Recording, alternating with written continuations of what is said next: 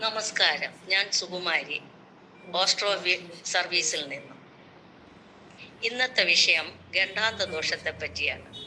ഗണ്ഡാന്തേ ശതതോമർത്യ പിതൃമാതൃകുലാന്തക യതി ജീവതി ദീർഘായുർ നിരോഗിസ്രപതിർ ഭവേർ എന്ന പ്രമാണപ്രകാരം ഗണ്ഡാന്ത ദോഷത്തിൽ ജനിക്കുന്ന, അതായത് അശ്വതി മകം മൂലം ആയില്യം തൃക്കേട്ട രേവതി നക്ഷത്രത്തിൽ ജനിക്കുന്നവർ അശ്വതി മകം മൂലം നക്ഷത്രങ്ങളുടെ ആദ്യ പാദത്തിലും ആദ്യത്തെ 3.25 നാഴിക, അതായത് 1.5 മണിക്കൂറും, ആയില്യം തൃക്കേട്ട മൂലം നക്ഷത്രങ്ങളുടെ അവസാന പാദത്തിന്റെ അവസാന 3.25 നാഴിക, അതായത് അവസാന 1.5 മണിക്കൂറും ജനിക്കുന്ന കുട്ടികൾക്കാണ് ഗണ്ഡാന്ത ദോഷം സംഭവിക്കുന്നത്.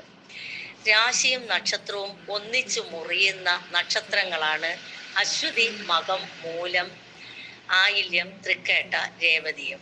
മീനൻ രാശിയിൽപ്പെട്ട പൂരുരുട്ടാതി കാലും ഉത്രിട്ടാതി രേവതി എന്നീ 2.25 നക്ഷത്രങ്ങൾ ഉൾപ്പെട്ട നക്ഷത്രം മീനൻ രാശിയിൽ പൂർണ്ണമാകുന്നു.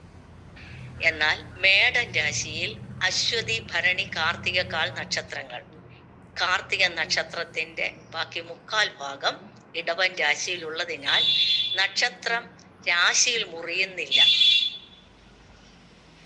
അങ്ങനെ നക്ഷത്രം സന്ധിക്കുന്ന മീനം, മേടം, കർക്കിടകം, ചിങ്ങം, വൃശ്ചികം, ധനു എന്നീ രാശികളും നക്ഷത്രങ്ങളെ ചേരുന്ന 7.5 നാഴിക ഖണ്ഡാന്ത സമയമാകുന്നു.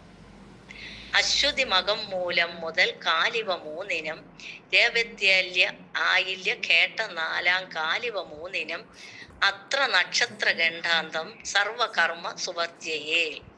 ഈ പ്രമാണപ്രകാരം ഗണ്ഡാന്ത ദോഷത്തിൽ ജനിക്കുന്ന കുട്ടികൾക്ക് ആയുർനാശം പറയാം. അഥവാ അവർ ജീവിച്ചാൽ സർവകാര്യ വിജയത്തോടെ രാജതുല്യം ജീവിക്കും. എന്നാൽ മാതാപിതാക്കൾക്കും ബന്ധുക്കൾക്കും സർവകാര്യനാശവും കുലനാശവും ഫലം.